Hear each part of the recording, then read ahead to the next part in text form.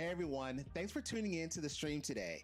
Before we dive in, go ahead and like, follow, and subscribe on the platform that you're watching this on right now.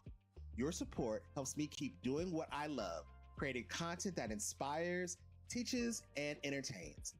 Make sure you turn on your notifications so you never miss when I go live. Let's get into it and have some fun.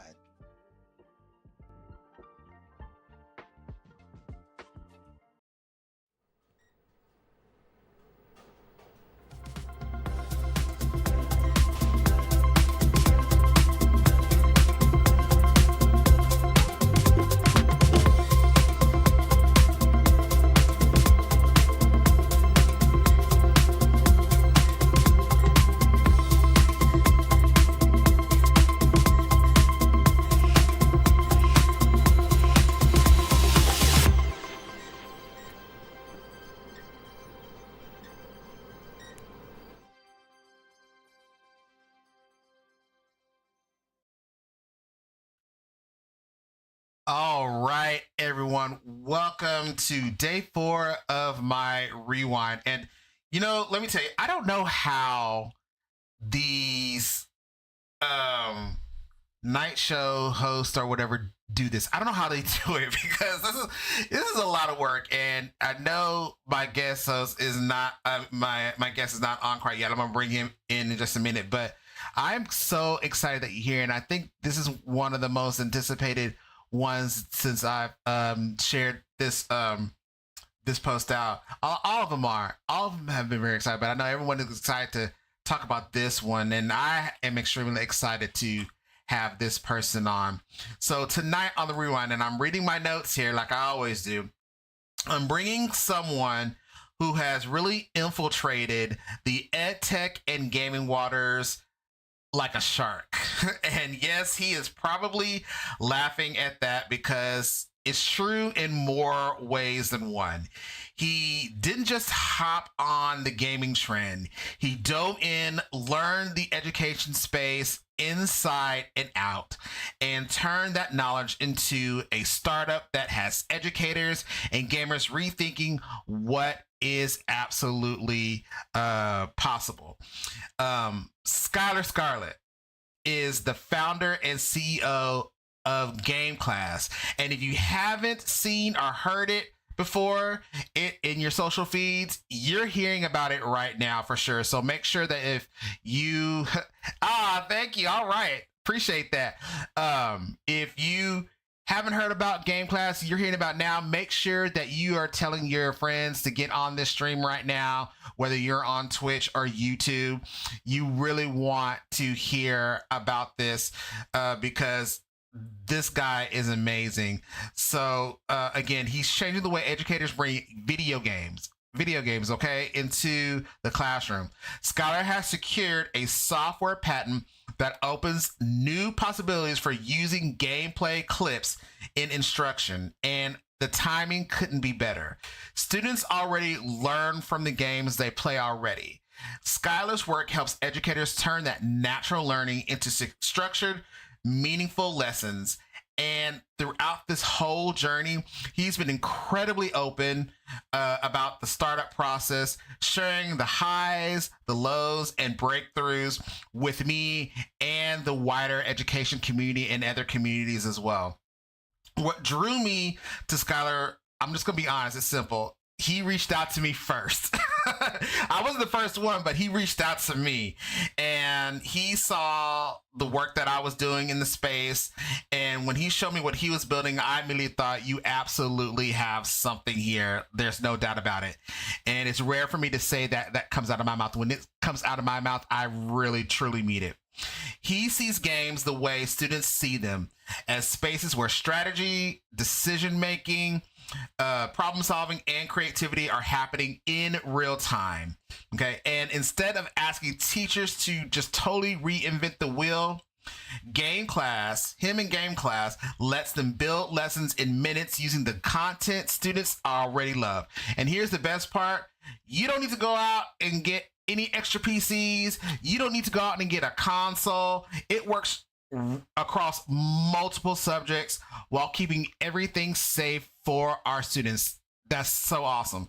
So tonight we're talking about game class, but we're also going to be talking about how his AI fits into this process, his fair use, what fair use really means for educators, why teachers are adopting gameplay clips so quickly, especially his platform, and how his approach could reshape curriculum, training, and engagement across K-12 and beyond. So I am super psyched. I am super excited. I'm trying to get my all my stuff up so I can be on the screen to welcome Skylar Scarlett to the Rewind.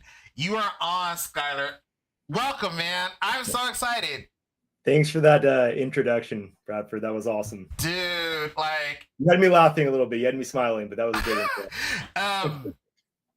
Man, this is I'm just so like I never told you this. I mean, this has nothing to do with the Rewind though, but I don't know if anybody told you.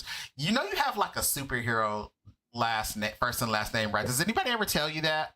Yeah, Mark Cuban, my fraternity brothers in college, definitely brought it up.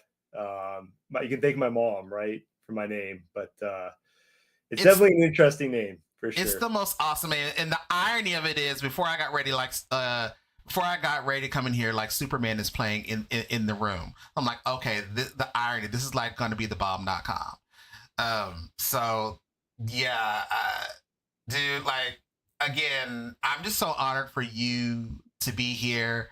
I told you from day one that, like, we're going to figure this out. We're going to figure out how to you've been on several other platforms and talk about this, but I'm like, okay, we're going to talk about this in a PD situation, how the way I like to do it. Yep. And so, like, I'm just super excited, but I want to get something out the way first. You already know where I'm going to go with this. So for those of you who don't, and I'm sure it's like, you can go ahead and roll the eyes, I'm sure you're going to get this a lot, but like, dude, like, I'll be honest, like, really what it intrigued me by is like, okay, this brother is coming from Shark Tank, the Shark Tank show. And I was like, okay, what is this all about? What is that experience like, coming from that and doing game class? I think I'm lucky that I've been an entrepreneur for 15 years, which is just crazy to think about because I didn't have entrepreneurs in my family. So it wasn't like I ever thought I'd be an entrepreneur. I think I always had ideas. I just never did anything with them. And because I didn't have a mom or a dad or any family members that had started a business, it wasn't like I was pushed into like, oh, you could be an entrepreneur, you could create a business. That was never part of my life. But when I got out of college, I had to make a huge decision, right? Like, do I go to PT school, 3 years, $100,000, and like that's going to be my life for the next 30 years? And that would have been fine, right? But part of me was always like, I want to build something. And then I got drawn into this crazy cryotherapy business, foot on the gas pedal. I'm on Shark Tank. After Shark Tank, I'm doing a deal with $1 billion, fitness club chain. And it just came out of nowhere. I just couldn't get out of this rocket ship. And then 15 years later, right, here I am with Game Class. But my company was called Gloss Day Cryotherapy. Yeah. I had a lot of successes. I had way more failures. That company raised me. It was like going to Stanford and studying entrepreneurship and business. Like, I got the greatest degree on planet Earth starting that startup because I learned in the field the hard way. And I think I was able to build Game Class correctly from day one, whereas I had no idea what I was doing with that cryotherapy business. I made so many mistakes, wasted so much money. But I look back and I was never mad at myself. I'm like, how would you have known? This is your first time doing it. I didn't have any mentors or really anyone to guide me, but I was able to guide myself with Game Class doing a new startup. So Shark Tank, my previous startup, everything helped get me to the point that I am now. So I'm grateful for everything, even the horrible times. Yeah. And I'm just gonna put it out there, like, you, in our own personal private conversations, like, you've actually pushed me. Like, there are some things that I thought, like, and it's not because you've been on the Shark Tank stuff, but like, because you've been so transparent and open about your journey in this space. Like, it's really pushed me to think about like how I could be more of a consultant in this space, how I can start sharing my ideas in space, how I have a lot more to give because of the journey that you've been on. And you, like I said, you've been so open in how you started all this. And I'm just gonna throw this out there first. Are you an educator? I was for a bit, but let's talk about this. I don't think it's really fair to call myself an educator. Like when I Okay. first got out of college, one of my first jobs was an elementary school garden teacher, a nutrition teacher. Hmm. I did that for 10 months. I loved it. I hated it. It was really hard to navigate 30 kids, right? Especially with shovels and trying to teach them about nutrition and gardening. But I also loved to teach, but it was never something I thought I was going to do long term. And then after Shark Tank and building a business and selling a business, a lot of universities wanted me to come and speak to students. Did I get paid for it? No. But I enjoy teaching students and teaching them about entrepreneurship. One of my favorite things in the world. So I've spoken, I've taught at Yale, Berkeley, Columbia, San Jose State, Chico State. So that's teaching. I'm in there teaching them about entrepreneurship concepts and stuff. But am I a day-to-day teacher, educator? No. I don't think it's fair to say that. But I Hmm. also feel that like I have two daughters, as you know, Yep. and the number one thing I do with my daughters, or at least my oldest, who's 3, is I teach her. I feel like it's my job to teach her about life and stuff, and that's like one of the number one roles a parent should do is be a great teacher. My mom is a great teacher for me. So no, am I in the classroom teacher? Don't think so. Do I do a lot of teaching in my life? Yes. Anybody in your immediate family or family are educators that you uh, knock off of? See, and this is the part that's amazing. And the reason why I asked that question to everybody, that's why I'm asking this question because Skylar is one of the few people that I really know that is really embrace this educator ed tech space. Like when he reached out to me, and he's reached out to others too. Let me make that transparent. He hasn't just reached out to me, so I'm not the end all be all here. But he really picks educators' brains and going, okay, what works? What doesn't work? Am I succeeding? Am I failing? And like where like he's there for the pushback. I mean productive pushback, not like the negative pushback, but like he's really there to listen. And we've had several conversations on where I think you should look at this here, I think you should do this here, and he's done that with over thousands and thousands of teachers and most likely administrators and anybody who is willing to listen and just be open to what he's doing in this space. And I'm gonna be honest, I'm gonna just say that is really rare for a lot of ed tech companies.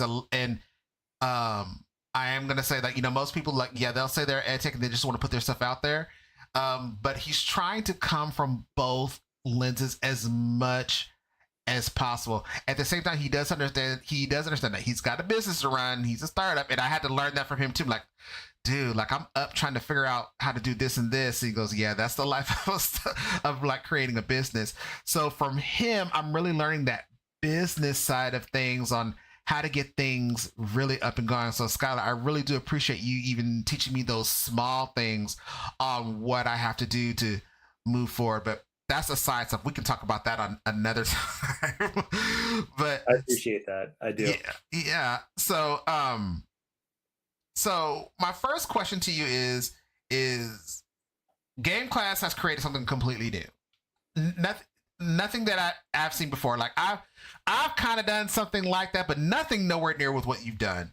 Um, how would you describe what Game Class actually is, and why have educators responded so much when they see the live demo, especially when we talked last time and you really just said, here's what it is, and then went, I wish I could cuss, but I'm not.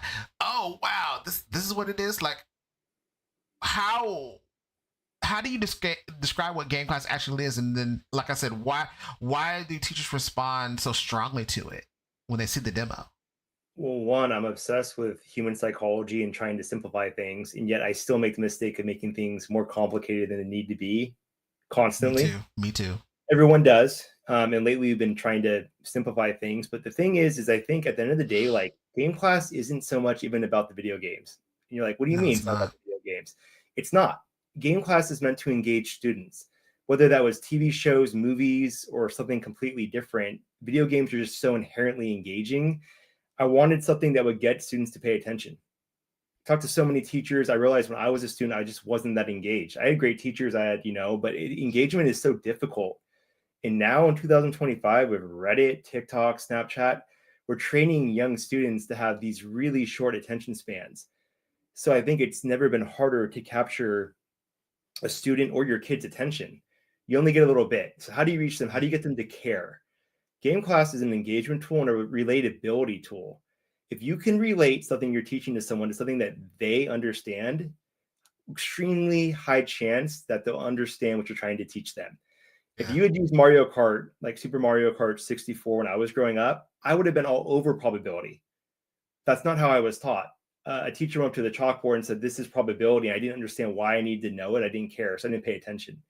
My entire math career is different if Mario Kart 64 is used when I am in 6 years old in first grade. You're exactly right. Like even my son doesn't even remember it. He's 22, and I do remember. Like, do you remember me sitting down with you and we were playing? I'm big, y'all. Obviously, I'm those who watch. I'm very much into my Batman. And he really struggled with reading, and this is like late elementary school, and so I sat down with him and I said, "All right, we both love comics. We're gonna just play I forget, I think it was Arkham Asylum."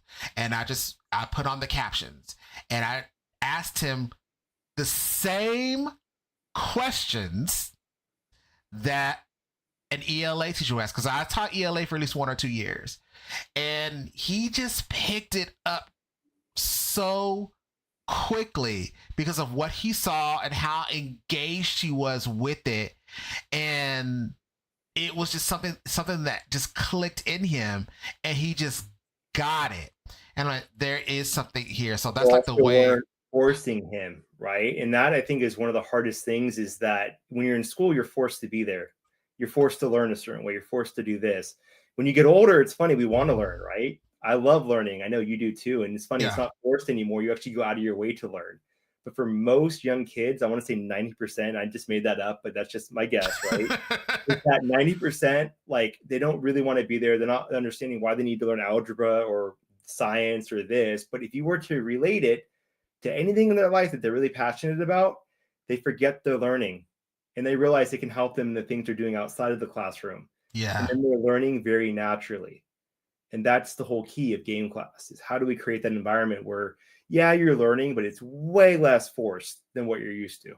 Oh, absolutely. Absolutely. I just remember him retaining that information and just really enjoying it. And all I did was put on the closed captions, and I played the game. He didn't play it. He just watched me play, and he just analyzed everything that I did. And I just asked the same exact questions. But look, and here's the thing, right? I didn't invent the idea of using existing games. We've been doing that for a long time. We just put it together in a way that could be organized into something that could go into any classroom or home instantaneously, right? Mm-hmm. That's what I am trying to do with game class. It's like growing up, I knew me and my friends were learning a ton through video games. And I think, it's not really even a debate. Do you learn stuff through video games? All the studies and research is out there. There's great researchers that have amazing stuff that they've gone, especially, you said, the learning languages and the captions. And also, it's funny, we talked about how I became an entrepreneur. I told you no one in my family, right? But how many video games did I play where I failed until I succeeded? Yeah. That is literally what entrepreneurship is. It's continuous failures until you succeed. And I didn't fail in the video game and start crying and just quit. I'm like, I want to win. I want to figure out a way to achieve this goal. And I would figure out, how to beat the boss in Legend of Zelda Ocarina of Time, right? Yeah. No wonder I grew up to be an entrepreneur. I played a lot of video games growing up. Oh yeah, and I tell this story all the time. I just remember my kids, and I told you, like, when they first learned how to play video games. I'm in my late 20-ish. I'm probably about your age, and they. That's when I had the very first Xbox, and they wanted to play, I think it like Oddworld or whatever. And I remember them getting so frustrated with the controllers. the original Xbox controller is like this big, and I can do it. I have no problem with it. But they got so angry. I remember telling them the story all the time. They got so angry, and I'm like, yes, they will never ever ask to play video games. This is all mine. They're 20 something now, and we have Xboxes, we have PlayStations, we have PCs. My son just has a custom PC that he built. That he plays games all the time. I mean, both him and my daughters have surpassed me. I'm like, crap.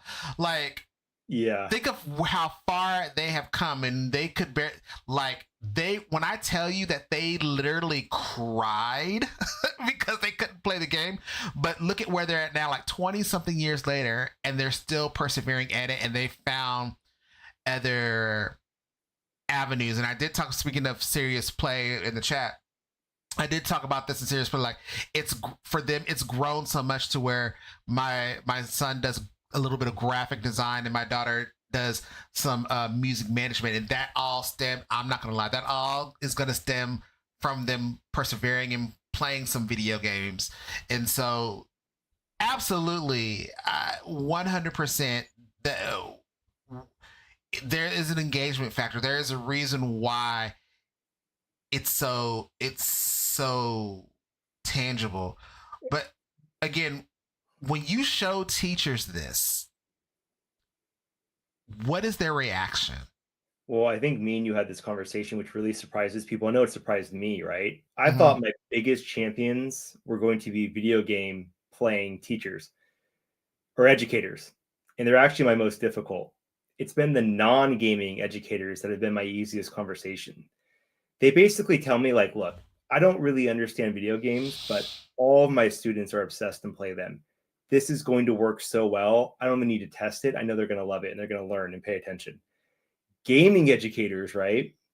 They're like, well, they need to be playing the game. Can't you get a Nintendo Switch in every classroom? And that's where it becomes something that is not scalable, right? When you want to sell a school, like, one, if hardware is a requirement, that's a problem. Two, if you put a controller in their hands, schools get scared they're going to goof off and not, actually learn. We're taking all that away. And then three, like game class, you can have them play the games and record their footage and upload it and then use their own footage. It just takes a lot longer. And when you're a teacher and based on teacher feedback, and if I was a teacher, I want things that are quick, easy, and accessible. I don't want anything that's going to take up too much of my time. So even though I get what they're saying, it's really not what game class is about. We're about accessibility. And it's funny, I went to GamesBeat and I did this roundtable, and this guy from Stanford, he's part of the Stanford program that tested game class with a bunch of students and stuff. And he's like, look, I like it, but he's like, I can't get my mind around them not playing the games. He's like, do you think students will care? And I said, have you ever heard of Twitch? And everybody started laughing, right? Like, people love watching people play video games. And you mentioned that your son was watching you play. They didn't even have to play to get into the captions and learning. The point is, if you're in a standard classroom, you're watching someone anyways. Yeah. So would you rather watch someone on the chalkboard or whiteboard, or would you rather watch someone play video games and answer things? And then I tried to explain that we have student projects where really the students are the ones doing the work. And they didn't realize that. Once they realized that, they became more of a fan. But I was just really surprised when they said that. Like, do you think people will want to watch someone play a video game? It's so interesting. Okay, we're gonna get to that divide in a second, because you just added you talked the last time we had a conversation. For you guys that don't know, we talk so much off the side. It's crazy. But like, We do. there is a divide. You just mentioned that gamer and non-gamer teacher divide, but then there's this other divide that we'll get to later. You already know what I'm talking about. But that is so interesting, because I mean, for me, I wear multiple hats, and I definitely can see where the non-gamer educators are like, yes. And I know why they say yes, because I don't want to name any of the other ed tech games. That's not what I'm here for. But like, it's some of them are just so one and done, and there's only so much that you can do with them. They're like, okay, that's it. The kids are like, I'm over it. Pass. Let me do something else.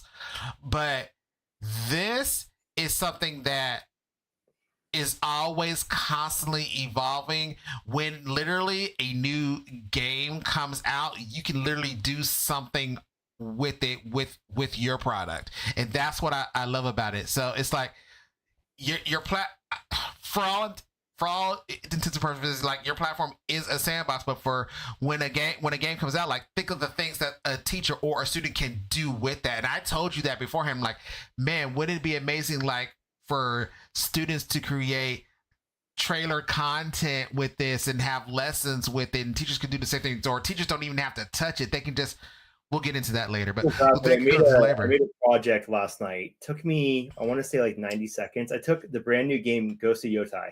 It's going to win some Game Awards on Thursday at the Game Awards show, right? I took a clip of a famous mountain in Japan. I put simple instructions to the students, right? Like, where do you think this game takes place and what time period is it in? You pull up the clip in front of all the students and they get to check out this awesome video game that just came out.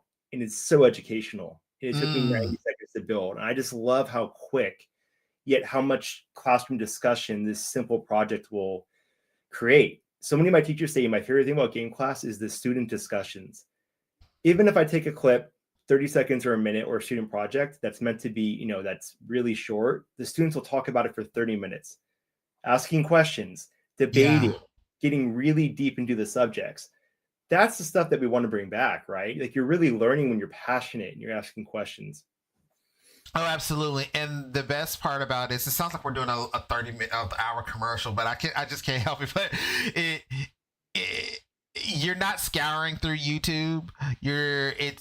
There's still teacher control, and I think that's why educators love it. There's teacher control, but then there's still student creation. So it works on both sides, and that's why I was like, there is something here. And for those of you who don't know, I've created things in that space, and I've done some Team Too Much stuff in there. And for those of you know, I am Team Too Much. but for many parents and educators who still don't fully understand how to get started with games and education in the classroom, how does your product for Game Class help break some of those barriers of understanding how to get started with using your tool? I think creating is overwhelming. Even if I told you we've done everything in our power to make creating as easy as possible, it doesn't really matter. I think the idea of creating is overwhelming. So if you're a teacher trying to get into it, log on to Game Class for free. Go to our library of 1,000 lessons. Go and preview them and find something that you check off is, this is super educational. And I guarantee if you choose a right game, your students will love it. It's that easy. Go into our pre-built library, find something that works for your classroom. And then over time, when you get more comfortable, and this is the real magic, then you build your own thing. Once you get more comfortable and you see how powerful it is, and you start using our tools and go, okay, wow, this really isn't difficult. It doesn't even matter that I don't know anything about video games. Like, it's really easy to take a clip, and we give you 3,000 video game templates. A lot of clips. A guy called me a psycho last week, and he meant it as a compliment. He's like, you put 3,000 video game clips on this platform. He's like, you are a psycho. He's like, I've known a lot of entrepreneurs, but one that would put 3,000 video game clips in 2 years, he just couldn't comprehend the amount of time it took me to do that. But you know how passionate I am, right? And I knew early on there's no way Game Class would work if we didn't have all these video game templates on platform. You need to require the user to go play the game, record. That's just too much time. It's too much, especially for the user you just brought up, someone who's not familiar with video games, someone who understands that they can be leveraged and wants to start using them, isn't going to buy a console or a PC game and then record their own footage. Yeah, it's a lot. It's still a lot. I mean, it's a lot even for the ed tech games that are out there to do the creation. It's a lot. A lot of our educators just want to click and go, and I don't blame them, because I've been in that space, and I'm like, I just, as creative as I am, there are just days where I just need to push it out there and get them engaged and make sure that they like the content, and that's it, and get them to like 100%. The content. Also, I never wanted Game Class to feel like you were making a curriculum. I wanted it to feel like you were enhancing what you already had. That's not difficult. I already have stuff. How can I spice it up? How can I make it more exciting? As opposed to, oh no, I got to build a brand new curriculum and get it passed by my school and do all this work. Not at all. Like, you could just take a few Game Class lessons or projects, sprinkle them into what you already have, and you just enhance your curriculum several points, right? That was the idea for Game Class. Is like, how do we enhance what we're already using? Do you think it gives a lot of what I've heard this week too is the self determination theory, self motivation. Do you think because of your product that it motivates teachers more to be like, I'm gonna dip my toe in and do some creating. Doesn't mean that I'm gonna push it out, but I want to play with it more now that I see that what it is, and I'm familiar with said tools. Do you think it'll push more teachers to start creating some content? 2 points. One, I think teachers are actually been kind of shy on game class. Most of our users are not sharing their creations. So are they sharing it privately in their classroom? They could be, or are they Okay. just a little bit nervous of sharing it publicly and being judged? I was surprised. My CTO was surprised by this. Two, we're creating a marketplace where you can sell your content. Every teacher that I spoke to wanted this feature. I wanted it. Wasn't Mm-hmm. something that we essentially built it focusing on, but like I love and appreciate teachers, and almost every teacher I talk to would love to pick up some side income.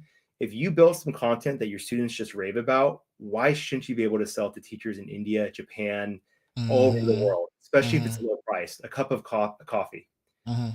And if 1,000 teachers or 500 teachers a month want to buy it from you and you're making extra money, everybody wins. I love the business model. I love it too. Why do you think teachers are, and I may already know the answer to this, but why do you think teachers feel so nervous about putting that out putting that out there for people to see?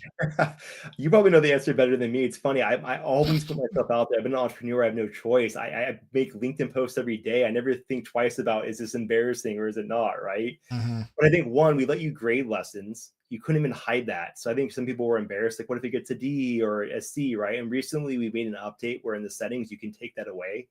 Mm-hmm. Every lesson, you can hide the grading option. So that might have been part of it. And two, just being new to a platform and new to using video games, maybe you just felt like, am I really doing this correctly? Is this good Mm. enough for the world? Right. Gotcha. So maybe you know better than me. That was kind of my instinct. So I'll throw in there, and people in the chat, you may want to chime in too, because I see people are talking. When I first started into this space, okay, as a gamer, I'm not very collaborative. Shocking, you all, shocking. When I play my games, I'll play online, but when I play a game, I do like to play by myself. I like to play, solo type of games. It took a lot for me to to stream. It really did. It took me a lot to just get to where I'm at right now. I remember the first time I even put myself out there, I was playing. Oh my god, what was the game? Um, the game escapes me. It's gonna come to me. There was a movie that came out with it, and I play it all the time. With it'll come to me later. But it was one of those games where I first got online and I was playing with people and I was so nervous because I knew about the toxicity. I knew Yeah. about all those things because I talked about it. But I'm like, You know what? You brought up a great point. I was afraid to post on TikTok. Why didn't I post on TikTok till, I think, 3 weeks ago? We did our first game class post. I think I was afraid of what people were going to say. It was going to hurt my self-esteem, and self-esteem, yep, when you're building a startup, right, is very hard because it's a it's like lot. you put a lot into game class. Game class is like my third child, right? Yeah. So to hear anything negative, even if it's correct, and again, there's negativity and positivity everywhere, right? I think that's why I didn't post anything on TikTok. And then my first post, right, 100,000 views. And I'm I thinking to saw that. myself, why didn't I do this the whole last year? So I think you're right. I think there's just such a fear that humans have about putting themselves out there. Anything they built.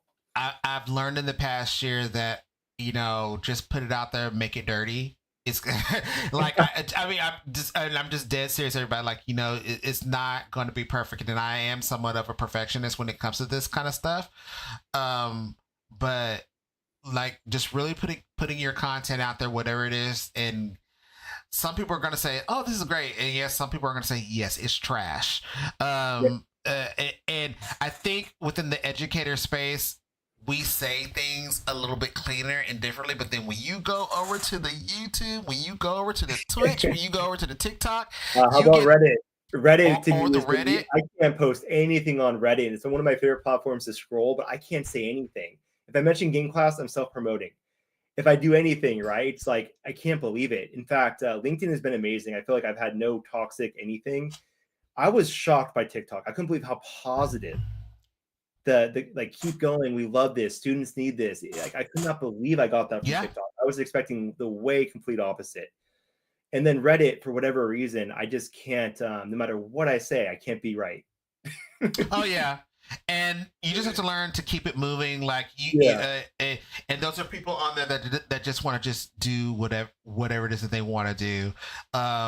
But you realize that, you know, like at the end of the day, I had to learn, like, these people are not paying my bills. They're not putting food on my plate. They're not taking care of my kids. They just want to say stuff that they want to say. And sometimes I have to learn. I have to welcome that negativity because yep. it prepares me for who I have to deal with face to face. So if somebody says, "Hey, Bradford, you're trash online," okay, well, I'm prepared for somebody to tell me I'm trash face to Here's the thing, face. right? It's not hard to pick apart anything or tear someone down.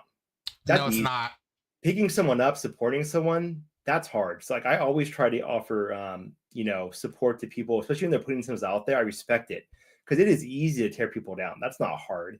And then two, I was thinking about this. You might have a business, right, where a billion people hate it, think it's awful. But if you have 50,000 passionate customers, you have a great business. Think about that. A billion people hate your business, 50,000 passionate customers love it. You have a Hmm. great business.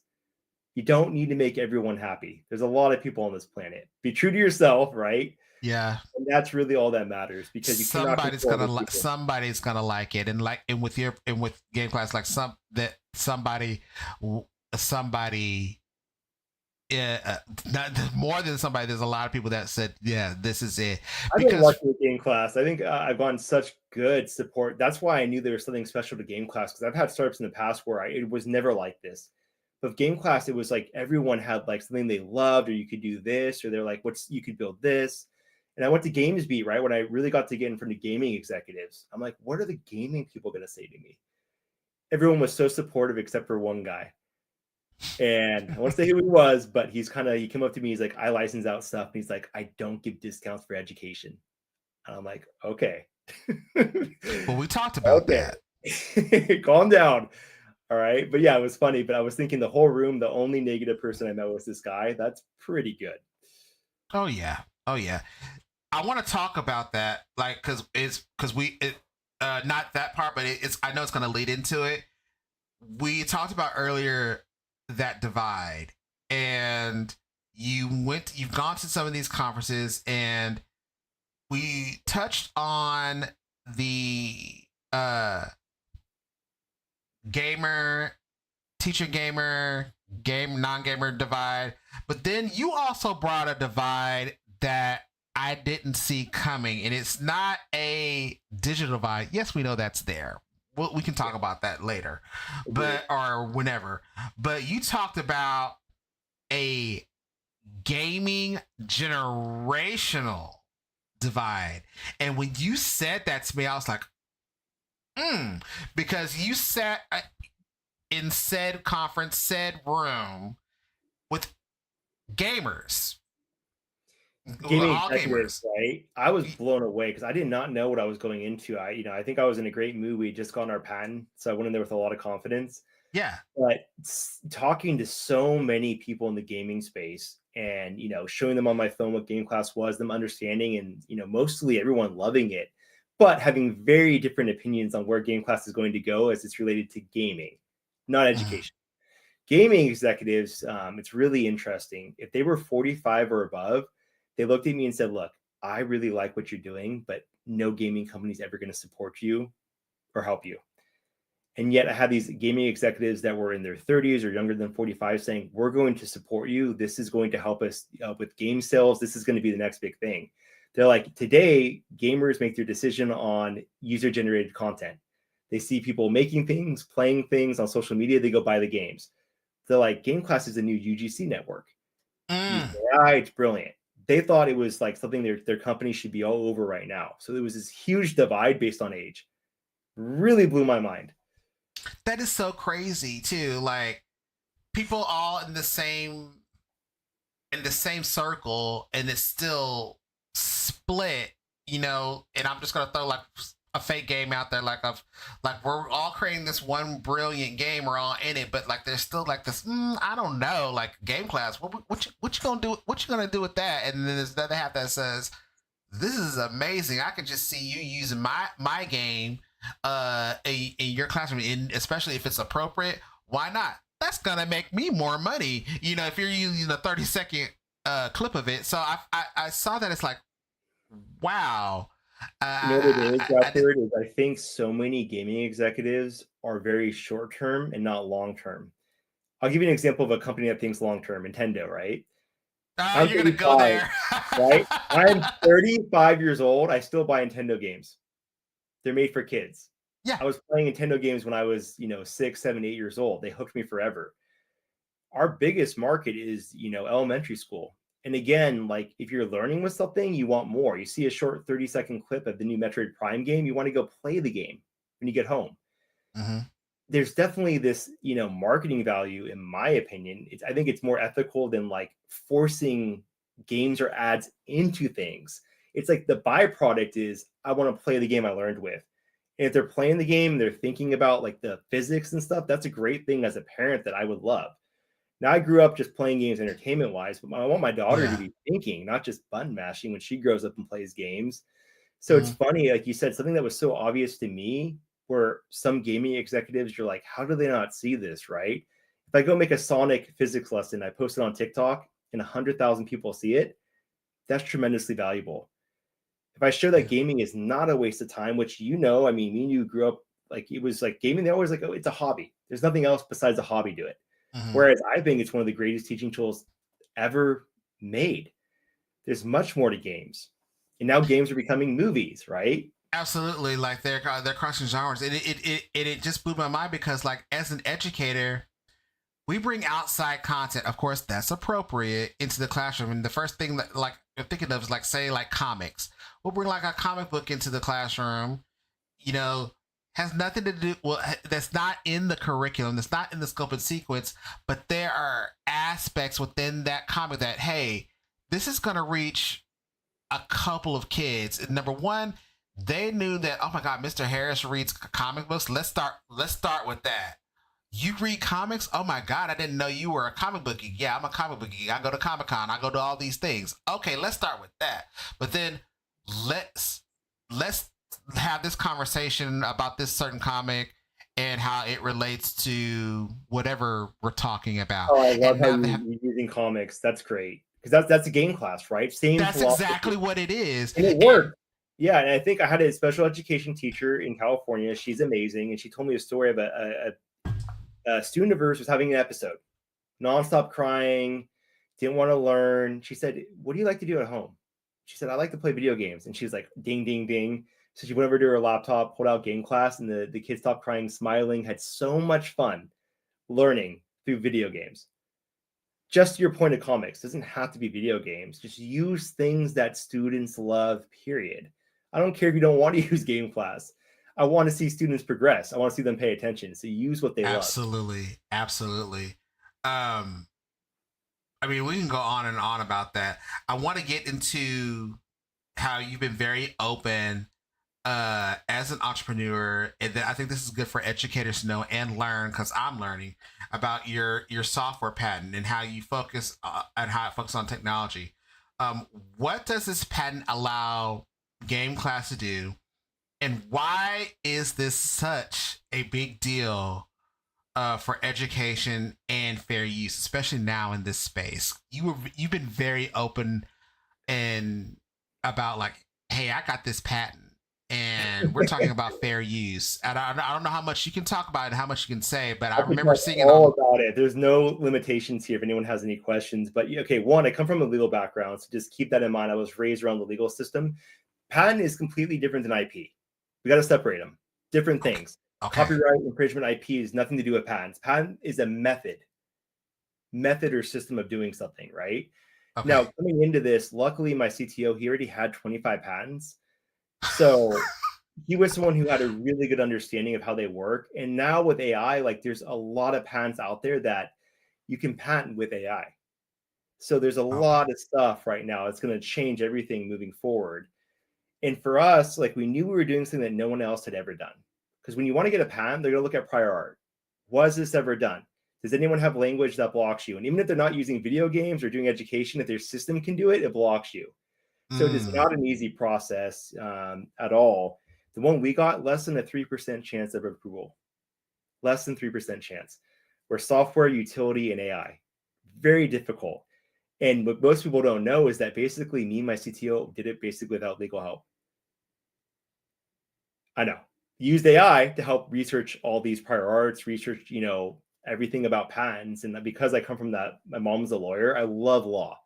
So I researched everything there possibly was about what we're doing, what's unique. And what's so unique about our patent is that it actually even more so enhances our fair use argument moving forward. Because what we own the rights to is we're the only company that can use AI to transform any video game into educational content. Now think about that in the world. So wait, rewind. So I can't. Meaning that if I want to come up with a company tomorrow, I have to come through you first. You have to license through me if you wanted to use a company that was going to convert video games to educational content. Oh wow. Okay. So think about that, and then also the things we're doing. There's things called continuations and stuff like that. We also own the right to having it in game. So imagine a future where you're playing a video game, where your kid is, they hit a setting in the video game where it's called game class mode or education mode, and AI is finding everything in the gameplay clip. It can have questions pop up or can highlight objects in the game. If you're in Flight Simulator, maybe it has a little note about the Eiffel Tower, about when it was built. Maybe you're in, Kirby, and it says, okay, physics question, like how high was this jump? And it gives you a multiple choice question.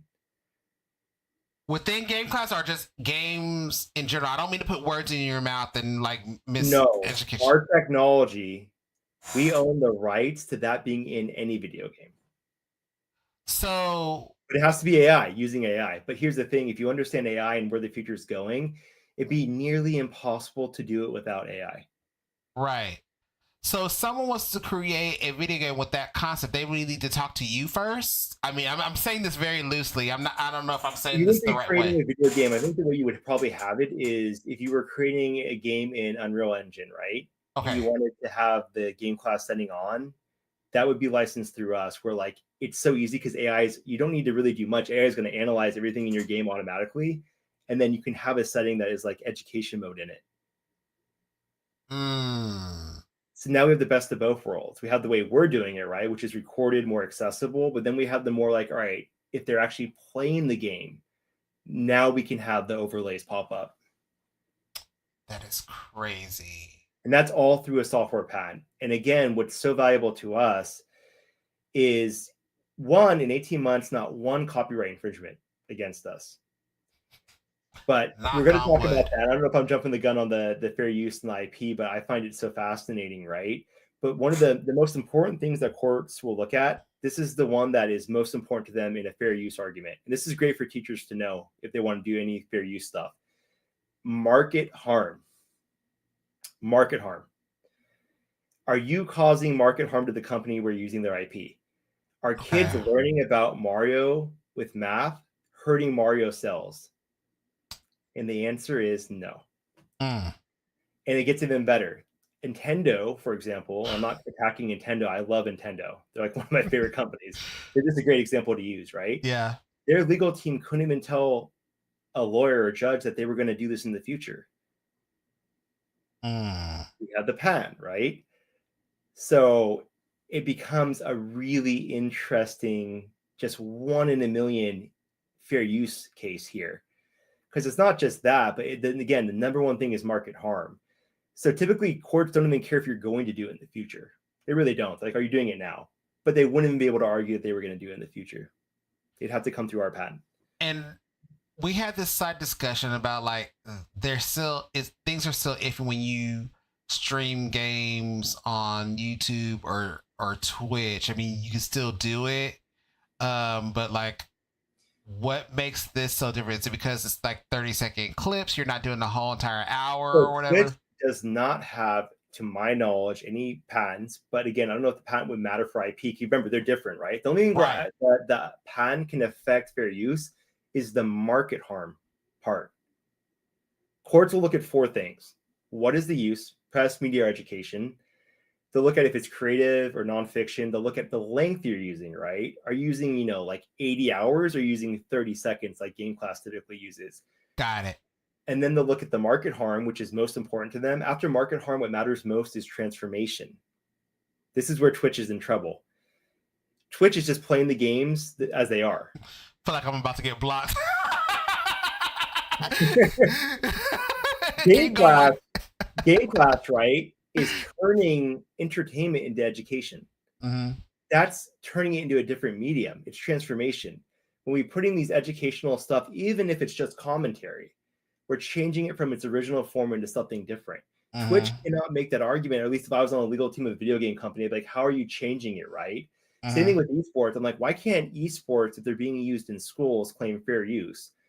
Well, they can't because they're not changing it. It's still Mario Kart, right? Or it's still Rocket League.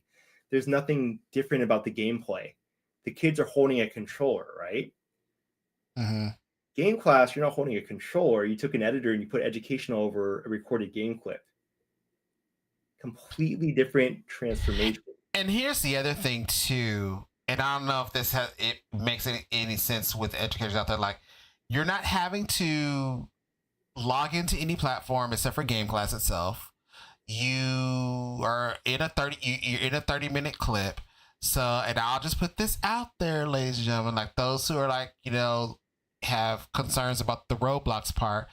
People have Roblox videos on this platform, but you're not in Roblox. You're looking at a video and it's been transformed into an education content. I can address that for you. I think it is something to talk about, right? Because look, I'm the CEO and founder of this company where I'm not happy about the things that I've heard and seen with Roblox. I'll just put that out. I mean, that's just the truth. Unfortunately, the number one request for games is Roblox. Yeah. All over the world. Do we not use the games they love? That kind of goes against my whole philosophy. And again, like you said, we're not on Roblox. So like I might get in trouble for this, but like my privacy is a whole nother world than like what Roblox has. You cannot communicate with a stranger. It is not possible. I made that intentionally. I do not want a stranger communicating with anyone under the 18. Right. So like you cannot send DMs on Game Class. And then 2, like if you want to comment on someone's lesson they built, we deactivate that on a minor account. Minor account doesn't have their name, their address. There's no personal information there. Teachers can have a student enter their classroom with a code. We don't even know they exist. This hurts my numbers. It devalues Game Class because we can't show the same usage count. I don't care. I'm a parent. I don't want any, I really care about protecting, all my users, but especially the young ones. As a father of 2 daughters. Well, Skylar, let's talk business for 2 seconds. Like, how are you tracking if users are using yourself? Like you just said what you said, but let's put on that business hat for like 2-3 seconds. How are you making sure that people are going into your platform? Money aside, that's something else. But how are you making sure that okay, my numbers are rising if they're not going in there? Because I know that's where a lot of tech companies are like, well, how do you know? Like, Well, here's what I would say, like with teachers, right, who are creating accounts, we can kind of show like, hey, this platform's growing. Like, imagine a typical U.S. school teacher, elementary is not a good case, maybe high school. They might be seeing 6 classes of 50 students, right? That's really good reach. But as far as needing to have the student count, I don't know if we're going to be able to do that. So does it devalue us a bit? Sure. But does it also make parents and teachers more willing to use us? Yes. I'm a big proponent of like, if you do things the way that the consumer wants it, you end up making more money. And I believe firmly that if Roblox would have changed all their stuff a year ago, their stock would be even higher and they'd have even more value, more advertisements, more stuff like that. So that's what a lot of educators are talking about. It's true. And I believe that. I think when you do things the right way, even when they're counterintuitive to like corporations, it pays back because your consumers, you don't have a product if your consumers don't use it. Yeah. You don't. Now, if you're a parent, I wouldn't want my daughter on something that I don't feel safe with. Make it safe, she can use it. Hmm. So you have more kids on the platform. Yeah, 100%. I agree. The education around you just walking us through, like, you might have to do like a separate like game class project or something like that on this, because like this is something that like I Yeah. know like I've never heard of somebody just being so open about the walkthrough process, even though you have like a mom that's a lawyer and you have all these people, like it's very fascinating for people who are trying to get into this space as someone who's doing a startup who wants to create a patent or do all these things. This is something that I think people need to know, and I really appreciate you being as upfront as you possibly can. I know there's some things that you probably can't say, but the things that you are saying There's not has a whole been lot very I won't helpful. say, as you know. So I'm glad you appreciate it. But I try to be as open as I can and be authentic. I love authentic people. I think it's more rare today at corporations to see authentic people, but we all can Yeah, see when they're not being authentic. We can yeah, see it, we feel it. So I definitely want to be the opposite. Obviously, I'm building a company. I'm not going to tell you I don't want to make money because that's not true, but I want to make money in the right way. And I yeah, want to yeah. build something that people love, that is helpful. It would be devastating to me if I found out that game class wasn't actually helping education. Legitimately, would be. Because it's Hmm. funny, there's some of these ed tech platforms that are massive, like actually it hurts education or it's not really helping. And I'm like, how would I feel if that was game class? Like really had to ask Mm, myself that question because I'm like, that wouldn't feel good for me at all.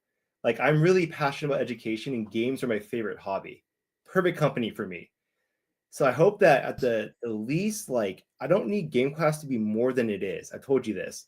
yeah, To me, if it just gets students to pay attention more, that's a great tool every educator should use or have I access agree. to. I agree. And there's so many there's so many of these products that are out there that are trying to do that gimmick, trying to, do whatever it is, and you haven't really done that. Just to just you everything you've done has been very organic through social media, and then it just organic conversations. I'm sure that will grow over time. Not saying that it's going to be fake or whatever, but like you started out very organic to have people just try it, give me Yeah. feedback, I let me want to know stay what you that know. way. And that's my dilemma now is we're outgrowing my capacity and it's kind of Uh scary because you know my story, right? Like we're basically four people.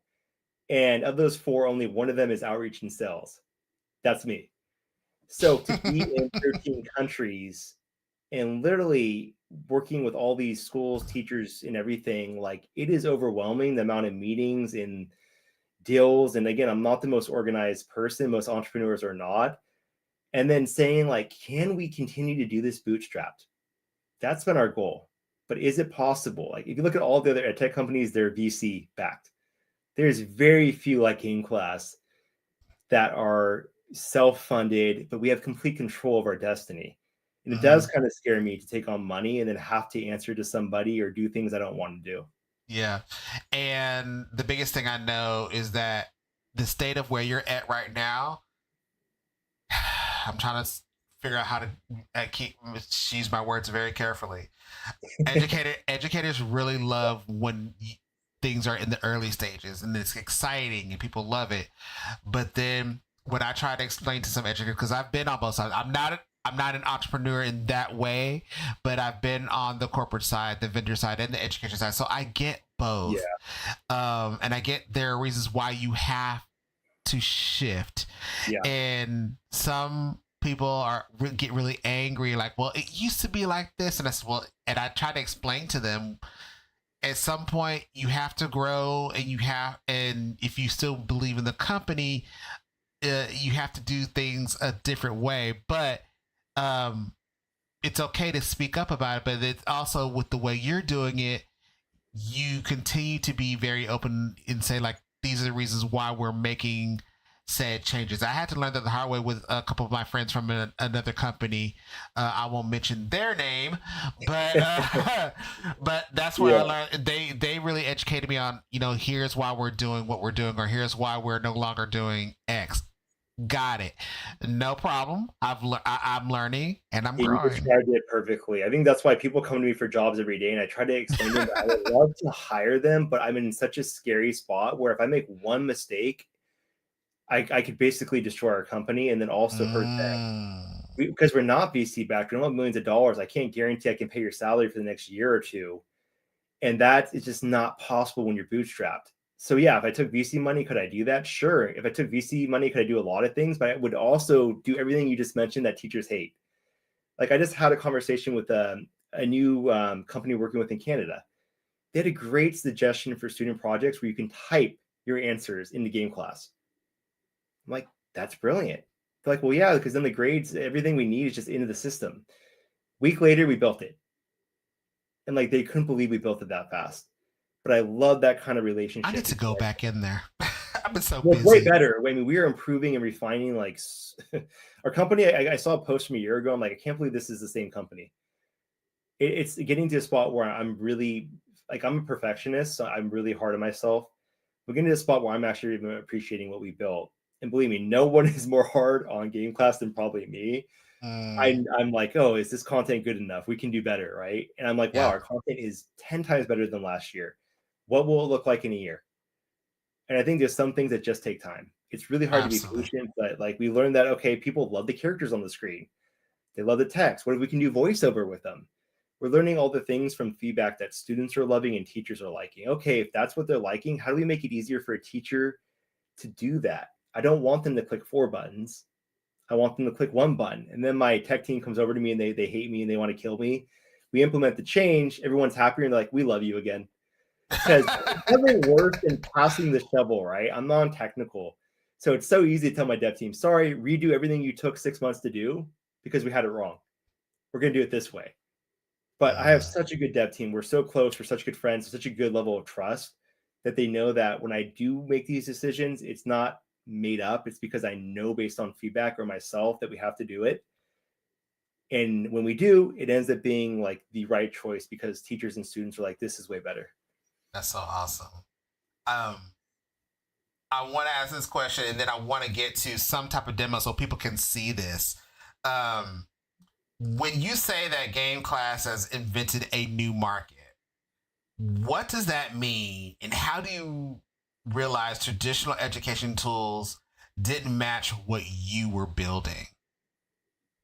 Good question. So, yeah, I mean, the idea of taking any video game clip in existence, and I way underestimated what I was telling people. I thought I was hyping this up. I would tell people, oh, there's a billion recorded clips out there.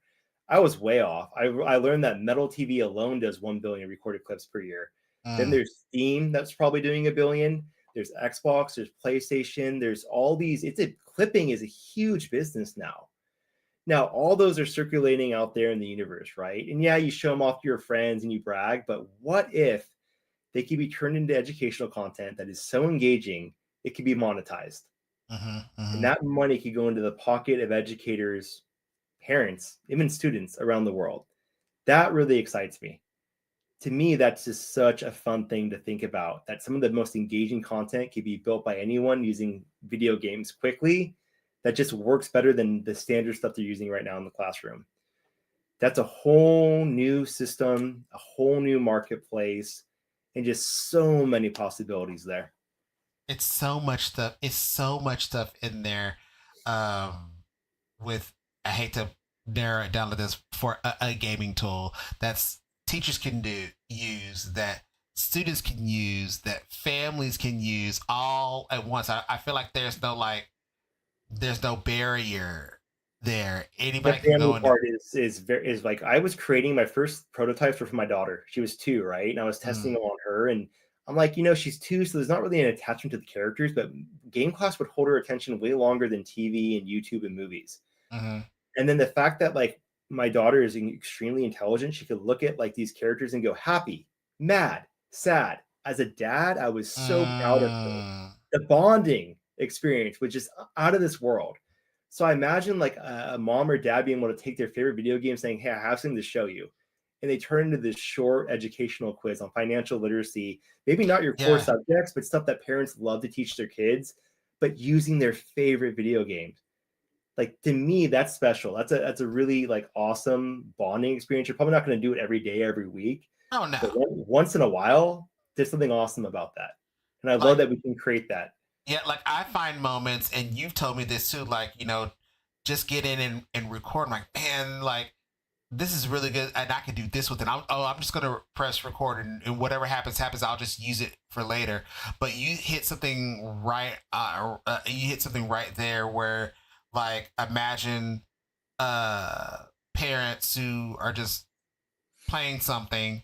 Um, it could be Candy Crush, you guys. Like whatever it is that you're playing, and you just click record. It doesn't matter what it is, and then once you kind of later on learn the user generate content or whatever it is that you want to do with it, showing that to your kids, like, look, this is what I mean about saving money. This is what I mean about washing the dishes. This is what I mean about this to go online. I mean, I just love the dishes anything. part. It could be anything. Hey, it's social emotional learning, the dishes, just short content. But like, I think your kid would be like, wow, like this is pretty cool. Like you use, Baldur's Gate 3. Like you just found Right? this. Like, I Like, can't believe this. Yeah. It's did you like, just oh, did you just use Last of Us to talk about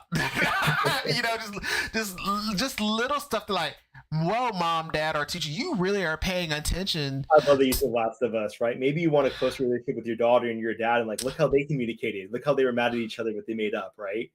But you could do that. And again, like that's the power of what we're building is how simple can we make that so that it is attainable for anyone, whether Oh they're a yeah. gamer.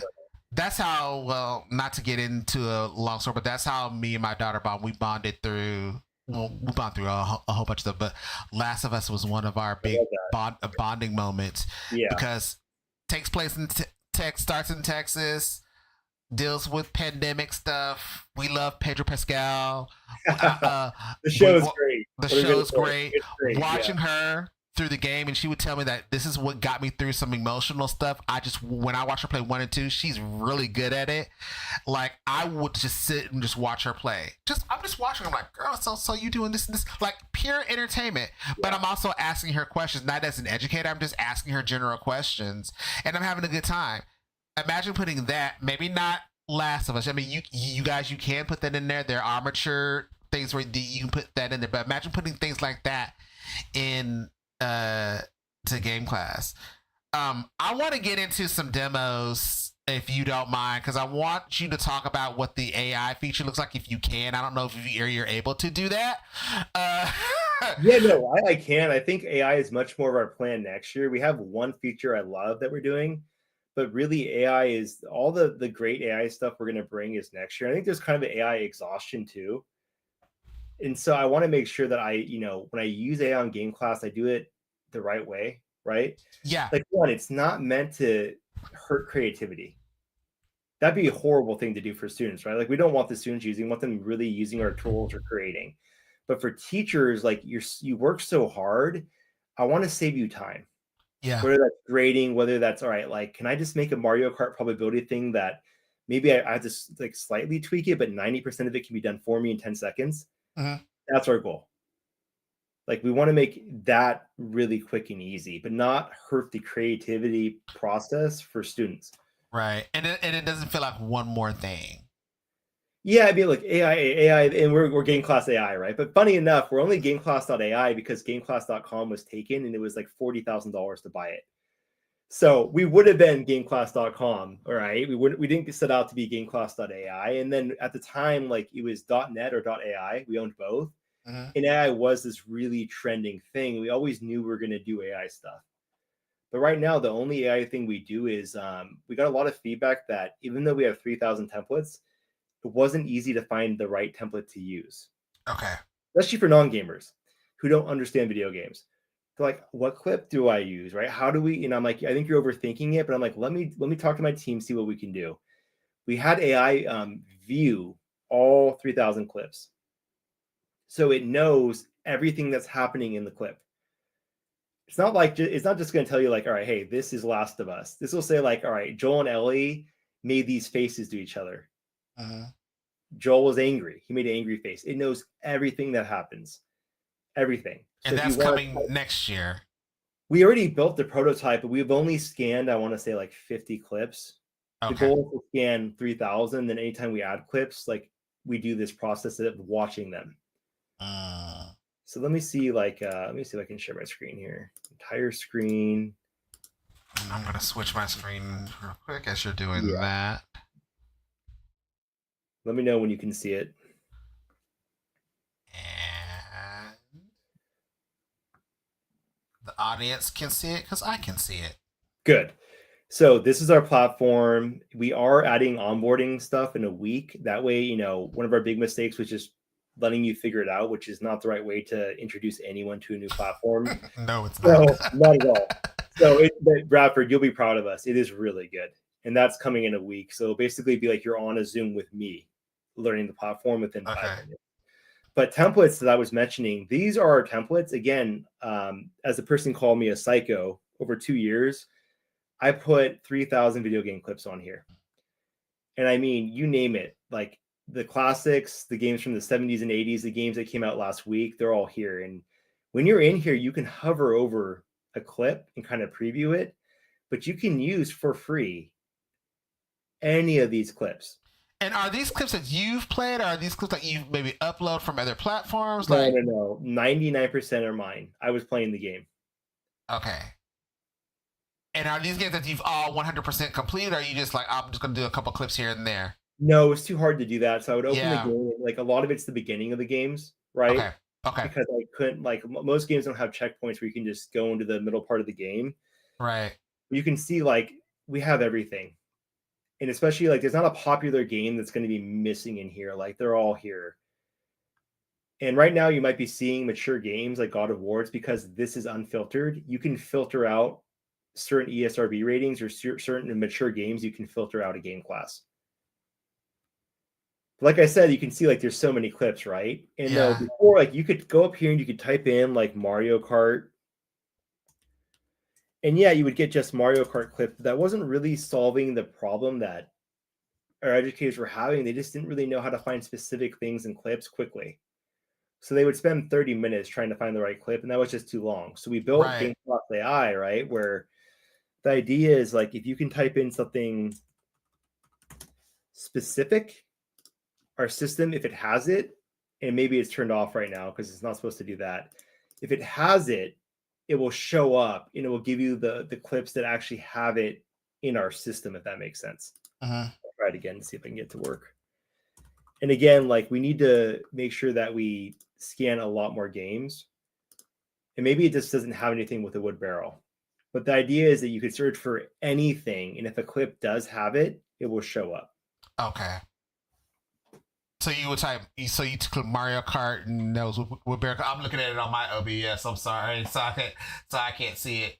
I can't see it very well. Okay, so yeah, you could type. I mean, anything. You could say I want to teach third grade physics, and it would give you something that I think would work. Or you can mention like a keyword. Got you. So it could be like I want to teach, 8th grade economics. So you could give it more. It's all it's like using AI, right? More specific or just keywords. And is this all on the free part of the platform, or is this on what you have to be on? The AI will have to charge for it because it's going to cost us money. Absolutely. So yeah. We don't want to go out of business. So it'll be part of a subscription tier. But I mean, our pricing is super affordable. In fact, I think we even lowered it. So now like it's $3 a month if you pay for the year, or $7 a month if you pay for the year. Uh-huh. And then $5 and $9 a month if you don't. Okay. So I think on the $9 per month plan, it would be all the AI features will be there. Gotcha. What we don't restrict on free is you get access to our public libraries for free, and then you get to use our editor in the full editor. We're not blocking anything, making you pay for something in our editor. So all the tools are here for you. And we'll store for you 20 videos for free. Okay. And yes, you can delete those videos and get new storage. But we hope you like it so much and you have other features that you want, like analytics and data in classrooms, private classrooms, that you want to pay. Right. It's everything. It's amazing, yeah. And right now what I'm showing is our editor, just how easy it is to use. Right. He's going pretty fast. I mean, because we would have to do like a separate I'm going really fast. Like you can see like really quickly, you can put Sonic, you can put video game characters in the clip. You can have them narrate the lessons. And what he's doing here, like it's not like a fancy editor. It's really like if you can use a Word document and clip art, dating myself there, you can It's easy really to use. It's you meant can to, do we this. really got inspiration from like Canva is so easy. You Yeah, don't get a lot of people going on to Canva complaining like, oh, it was too hard. I don't want to use it. right. So we're harder because we're not images, we're video, and video is a lot harder to figure out. But we wanted the same thing. Like, how can we make, if you want to highlight something, how can you do it instantly? How can you put a video game character on there and narrate? Hmm. How can you mimic the feeling of being inside of a classroom? How can you make it exciting? So everything we do is designed around excitement, engagement, and simplicity. Yeah, it's amazing. There, you learn how to stop and pause and do all of those things. Now, if you're like me, where you're team too much, you can you can go overboard because I am an editor and all that. So there's some of my lessons on there kind of go over the top, but you don't have to be like that. You can just do exactly what Skylar is doing and just use the clips that are there, use the videos that are already provided for you. Just have It's fun is what I amazing. would say, right? Like, when would you ever think of putting George Washington in a Mario Kart clip? But if you could relate it to one of his political, Yeah, principles, it becomes a really fun, yeah, you're laughing, but you're remembering fun lesson, right? What would George Washington think of it what click Mario it just did? clicks something in your memory, especially like when you're taking exams or tests. Like I can't tell you how many times when I've done that when I was an elementary teacher at the time when I would show something that would be like this. Of course, this didn't exist, but like they will remember. Oh, Mr. Harris did that one thing in class when I'm looking at that question. I remember because of this. Because at the end of the day, ladies Yeah. and gentlemen, there won't be a game class assessment. Yes, we do still have to take the paper based or LMS assessment, and so it won't look like this. But the more that we do these type of activities, Well, let me show and there's a reference to trigger. like the projects I think are in such a good spot where one, we have an offline mode now. So Oh, imagine like we have this Donkey Kong clip, and the idea is really simple. It's like, all right, let's pretend that you were going to start a new business, a flying barrel business. What are the pros and cons of that business? So you really want to see the students understand that like this is a risky business, right? It's a flying barrel. But what are the pros to it? And so you have instructions. You can basically download this video and then you can download a worksheet that you can bring into the class so that you can do this without an internet connection in your classroom. I actually might need to use that for It's one of so my simple. It classes. was great for elementary school. It's like you can put their favorite video game on the screen, ask really educational questions, and then have them write their answers on a worksheet. Put them into groups. We have fun pre-built in-class options that like you can have them go to a corner and argue certain things about the video game clip. So we have these pre-built scenarios that are a lot of fun. And I'm showing you a preview of what we're adding here in a week. This is our fake testing site, but you'll be able to have your students also now type into the worksheet That's amazing. in one click, and then this will go all into the data and analytics, so you don't have to worry about losing anything. And again, I Hmm. think I had told you, right? I told you about the Ghost of Yote one I made. So I'm gonna see if Yeah. I can find that, like right here. Two simple questions: where does the scene most likely take place? What does the clothing or weaponry suggest about the time period or culture, right? And they're just gonna watch this clip, and you hope that they can, give good like critical thinking of why they think it's in a certain place. Hmm. If you're in Hmm. elementary school or middle school, they probably don't know the game is based in Japan. Right. And this is why projects to me are the best part of game class is if you want to create your own project, it's way easier than creating a lesson. You don't even need to use that editor I showed you or make any overlays. Very All true. you're doing is prompting instructions. So it doesn't get any more simple than that. You go to templates, you do create project, it shows up in your home section, and then you simply go to project details and you create instructions. Yep. And guess what? AI, if you are using Google Chrome Atlas, it can in real time give you project instructions. You'll be able to see the video game clip you're using and give you great instructions to use. Okay. Okay, okay. So AI, I mean, AI works really well for game class because of what we do. It can recognize the gameplay and give suggestions. So you can see, really easy to create these student projects and bring them into the classroom or assign them from home. You know the one thing that you missed that you hadn't talked about yet, and that that Probably a people need lot to of stuff. see, Yeah. but you got the standards in there. Oh yeah. I know in the Uh, US how important standards are. They're really, really, really important. So just so you know, edit info is a section where you can change any of the information about anything you've created. We have lesson plans, learning objectives, mhm. notes, accessibility supports are in here, and we have a standards tab.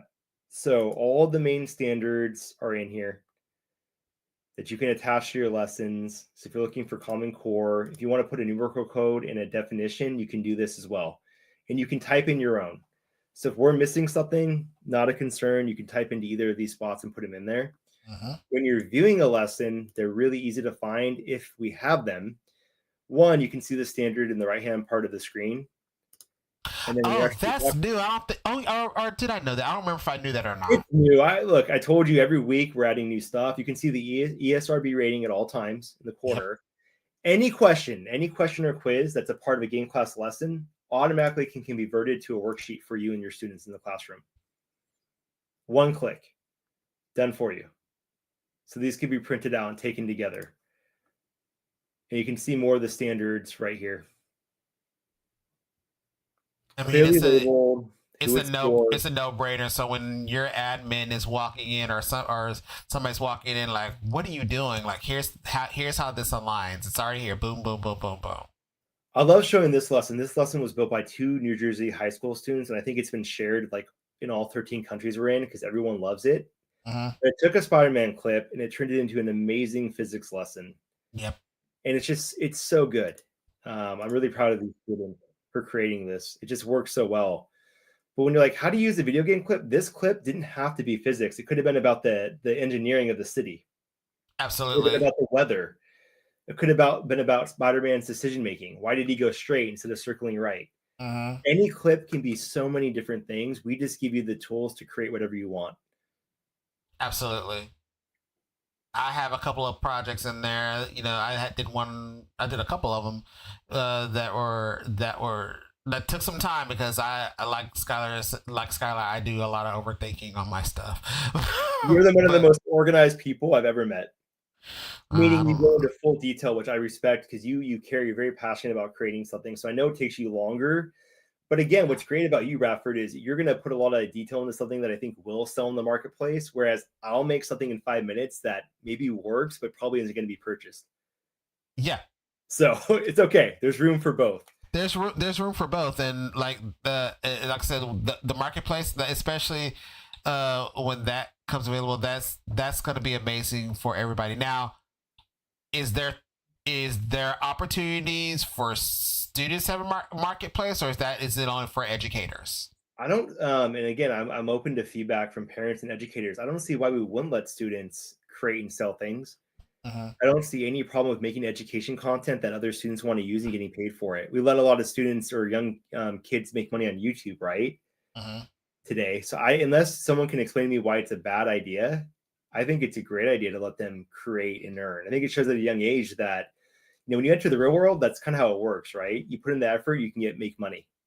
It's something to think about, and I'm using that probably for a clip. I would want people to know, what do you think about an educational tool that students can create content in game class and uh, use that for their own financial gain? I'll have to figure out how do we I'll word give you an that. example. I have students, a big group of students started their own nonprofit called the Budget Bridge in New Jersey. They're Mm-hmm. creating a bunch of financial literacy content that they're giving to schools for middle schoolers in elementary school. Out And I from love game that. class. Yeah, it's all built on game class. It's like, why would I can't in my own mind see anything bad about this. They created a nonprofit. They're selling to middle schools and elementary schools, and the kids love that they're getting content from older kids in high school. Okay, wait a minute. Backtrack. Let me see if I heard this right. You have these are middle schoolers that are doing this, No, they're or high high? Oh, schoolers. They're high so school seniors. I want to say there's like 6 to 8 of them, and they started a nonprofit in New Jersey. It's called Budget Bridge. Okay. and they're creating content on Game Class, financial literacy, that they're then putting into middle schools and elementary schools. So this is why I entered this space, number one, because students understand students, and my Yeah. whole entire goal was to have user generated content that was made for students to give to students. That was my whole entire reason for being in this space from the get go. What if you had high school students as a capstone project? This was my idea as a capstone project to go in and say, I'm going to make this curriculum. I'm sure it needs to be kind of vetted and cleaned up or whatever it is that they're doing, um, to give to younger students so they have a connection, that this comes from other students, and then you keep passing that on and passing it on and passing that on. And Exactly. what happens is you have, and I've talked about this actually with a teacher a week ago. You have district community content that is made from them. It's really So awesome, right? It's like, how often do you get students that want to create stuff that teaches other students? But if you remember when you were younger, right, you always looked up to the older students that were 1 or 2 or 3 grades above you. yep. And it was like, oh, like it was a different look than if it was a teacher or parent that made it. So I'm with Bradford. I think it's phenomenal. And I hope that we see a lot of students wanting to create things, not just because teachers asked them to in projects, but because they wanted to and went on their own and created stuff for free in our free public library.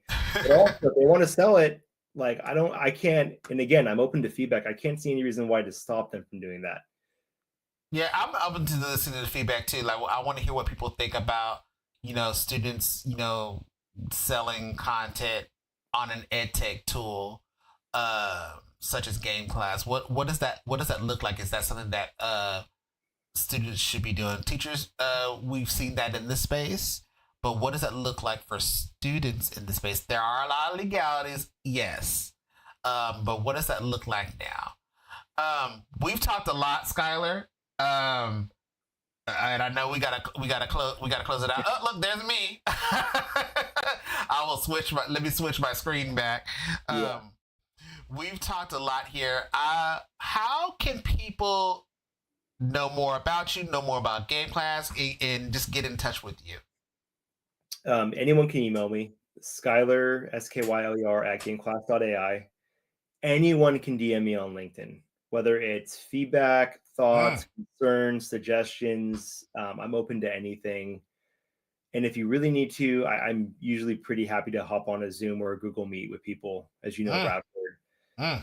But the Game Class doesn't happen without other people. It just doesn't. So either we built a product you love and you appreciate, or we didn't do our jobs right. And if we did, I hope that you'll help spread it, and I hope that you'll help it grow, and I hope that it's your favorite ed tech tool. I really do. Absolutely. So let me know if something is not working properly, if something could be better. Game Class to this point has been built on probably 2,000 teachers' feedback. I talked to a lot of people, and I would say teachers have been phenomenal. I come from a different space, wellness space, and I've really enjoyed my conversations with teachers. I've enjoyed my conversations with people in the gaming industry. It's really been a pleasant space to be in. It's Yeah, you have done your homework, and I appreciate you still learning and really taking that feedback and making the changes where you feel like there needs to be changes, and even sticking to your guns when it comes to a company. I hope you can stick around after the show when I took the live down. If not, when I turned the live off. That'd be great. If not, I totally understand because you got little ones. You're No, I can so stay around. I mean, if there's any questions too, I'm happy to answer some if anyone has any. But I don't know if this chat was really popping off, so I don't know if anybody has any extra questions. I know the viewer is small, but like people were really nothing is off talking limits here. here. too. Nothing is off limits. Like you said, he's a DM away. He really is a conversation away. Now, I'm not gonna give his phone number, but he really is a conversation away, and he is really very open to the education space and how he can make it better for everybody. So absolutely. And DJ Courageous, thanks for the comments. I saw those, and I appreciate you. Yeah, he sent me a message before we got on here in LinkedIn. So he said some nice he said some great things. So well, if that's all that we have time for tonight. This was a very long conversation. I didn't think it was gonna be long, but I made him be on here. I said this is gonna be we're gonna get to know you tonight. So but thank you guys so much for sticking with us. Make sure that you like, follow, and subscribe at Game Class at all of his platforms, and also don't forget to like, follow, and subscribe on my platforms, TinkerTech EDU. I don't have a Game Class, but I'm on Game Class. But also make sure you like, follow, and subscribe at TinkerTech EDU. I will see you tomorrow with another great host. So take care, everybody. Thanks, Bradford. It's Bradford Harris, also known as EdTech Tinker across your social media channels. Thanks for tuning in and staying connected. Whether you're here for the first time or returning, welcome. I'm passionate about digital learning, STEM, esports, gaming, and emerging technology. And I'm here to help you make an impact using digital tools and future-ready strategies. Through my work with TinkerTech EDU, I help educators, professionals, and organizations design engaging learning experiences, build career pathways, and scale innovation. From instructional design and online course development to digital fluency workshops and career branding services, I've got you covered. Do you need help with your resume, social or website profiles, or launching a course? Want to level up your skills or your team's tech strategy? Let's talk. You can quickly explore all my services and connect with me easily at linkapp.com/edtechtinker. Whether it's Twitch, LinkedIn, Instagram, YouTube, or my official site at tinkertechedu.com, I'm just a click away. Make sure to like, follow, and subscribe to stay in the loop with live streams, on-demand content, and the latest updates. Turn on your notifications so you never miss what's happening in the world of digital learning and emerging technology. I go live at least twice a month, bringing you fresh, tailored content every time, from gaming and education to tech tool tutorials to professional growth strategies. Did you miss a stream? No worries. You can catch the highlight reels and full replays anytime on my YouTube channel at youtube.com/@edtechtinker. And hey, you got a question, you want to collaborate, or are looking for presentations, consulting, or professional development sessions, virtual or in person, just reach out. Let's connect and create something meaningful starting today. Thanks again for being part of this journey, and I'll see you next time.